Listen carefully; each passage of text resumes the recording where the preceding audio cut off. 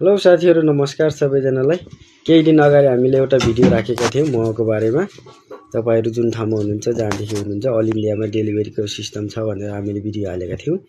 हामीले हालेको भिडियो हेरेकै भरमा गुजरातदेखि मगाउनु भएको थियो मदन कुमारज्यूले। उहाँले चाहिँ पाइसक्नु भएको छ।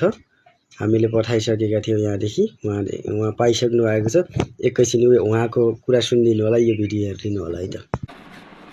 आएको मह कस्तो छ